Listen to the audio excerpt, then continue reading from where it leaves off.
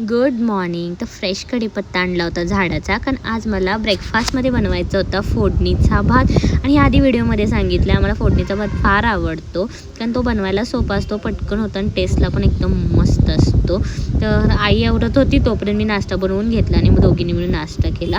त्यानंतर घरातली देवाची पूजा केली. काल मी फुलांच्या वेण्या आणल्या होत्या, त्यामुळे देवीला वगैरे सर्वांना फुलाच्या वेण्या घातल्या आणि वास तर एकदम छान सुटला होता. आणि त्यानंतर माझ्या भावाच्या सुपारी फोडण्याचा कार्यक्रम होता, म्हणजे याद्या होत्या. तर मला तिकडे पण फंक्शनला जायचं होतं, त्यामुळे पहिला स्किन केअर करून घेतलं. त्यानंतर मस्त अशी रेडी झाले.